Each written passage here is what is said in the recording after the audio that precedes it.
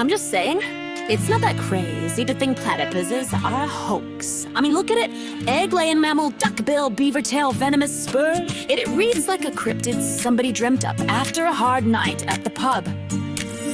You sound like an 18th century British naturalist. Seriously, when the first preserved platypus was sent to Europe in 1799, scientists literally accused Australians of stitching parts of different animals together. But that was 200 years ago. We've got video evidence now. DNA zoo enclosures.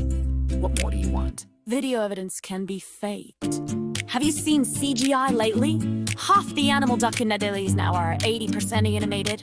As for zoos, they're just saying, this is a platypus and sticking some brown blob in a dark tank. Ever notice how they're always asleep?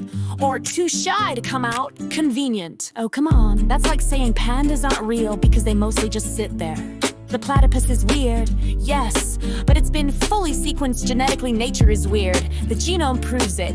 Mixes traits from birds, reptiles, and mammals. Look up the Nature paper from 2021, peer-reviewed. Oh, I've read it. Unique evolutionary signatures, retained ancestral genes, yada yada. You're just parroting what some university lab said. Who's to say the genome wasn't fabricated? You're trusting government grants and biotech corporations to be honest about a creature with a poison foot and electro-sensing powers. Do you hear yourself? You sound like someone who thinks birds aren't real. Why would scientists invent an animal like the platypus? What's the payoff? Distraction, fabrication.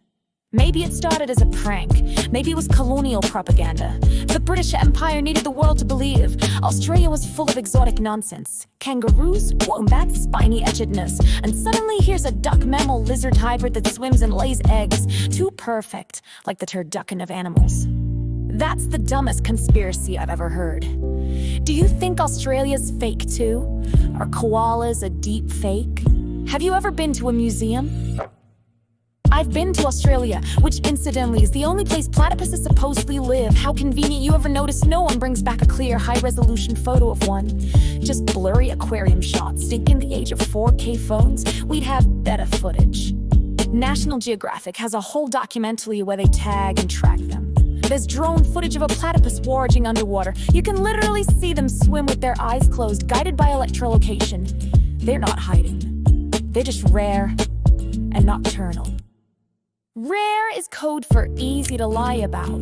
Look, every supposed platypus video could be a high-tech puppet or CGI. They don't even have a fossil record that makes any damn sense. Monotremes in general are evolutionary leftovers. They're like the appendix of biology, useful for selling books and confusing freshmen. False fossils like Obduro and Dicksoni have been found. In Australia, clearly platypus ancestors' teeth and everything. And monotremes aren't evolutionary leftovers. They're a separate branch. That's like saying crocodiles are fake because they haven't changed much. But even Obdurodon is just fragments. Jawbones, teeth. You know how easy it is to misidentify a jawbone?